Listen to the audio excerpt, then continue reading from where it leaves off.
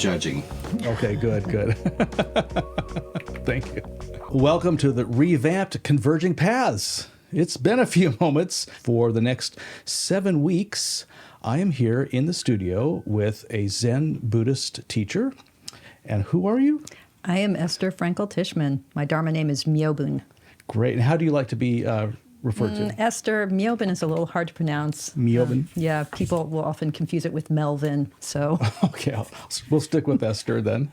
And then joining us by Zoom is... Rabbi Brian Zachary Mayer in Portland, Oregon. I'm thrilled to be here. And you are well known on the internet because of a gathering that you lead every Sunday. I run an organization called Religion Outside the Box, rotb.org. Great to have you all with us. So, hey, I invite you into this experiment. I'll say that there's a reason why we have a Zen Buddhist teacher here and a Jewish rabbi, in addition to myself. It really reflects the kind of the table we're trying to set in the world right now. We're not all coming from the same place, and yet we're willing to listen to one another deeply and learn from each other. And I should say that I am a Christian minister, if you're not familiar with me, and I call myself a Christian pluralist.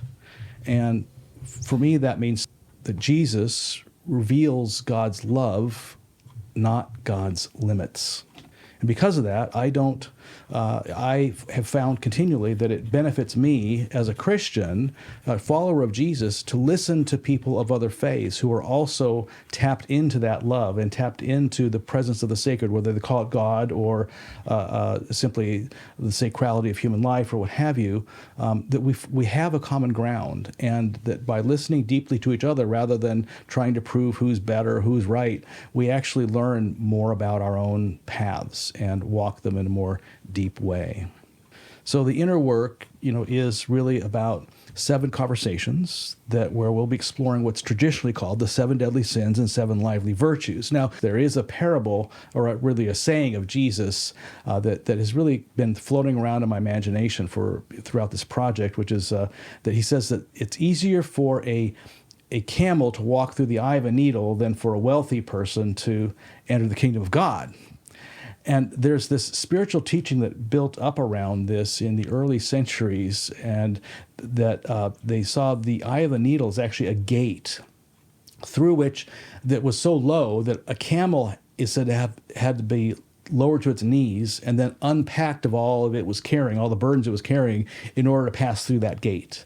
And even today, if you go to modern Israel, Palestine, you can see like monasteries, they have eye of a needle gates. They're so low you have to actually bow down to get into them.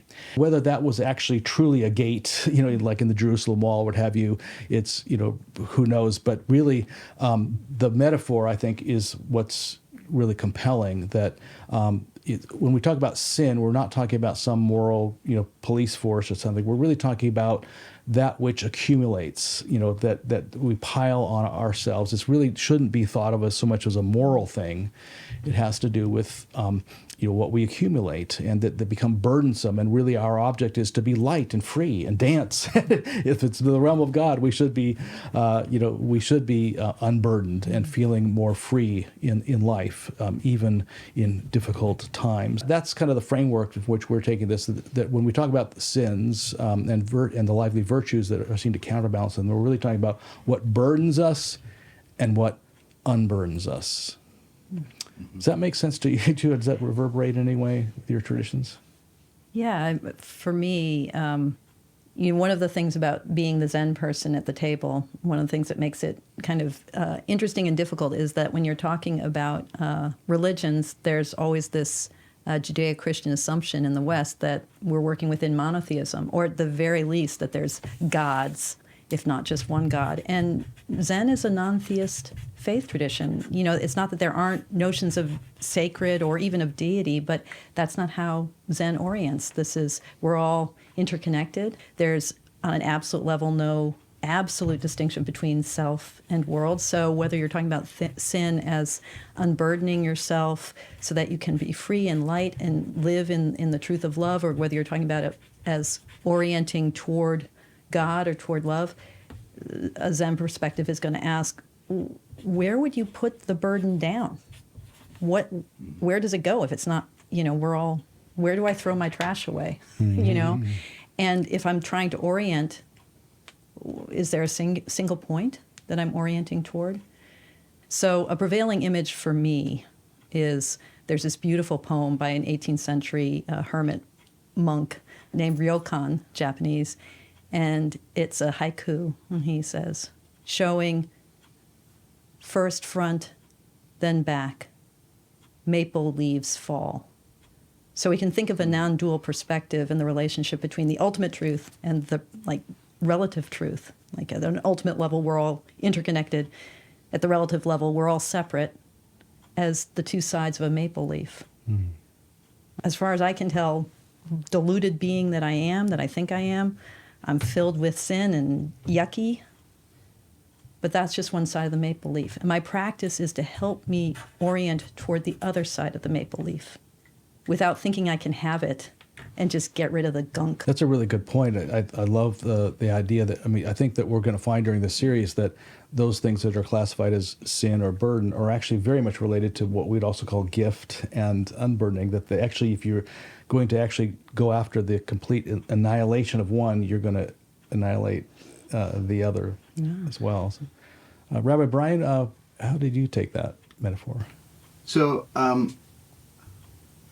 a lot.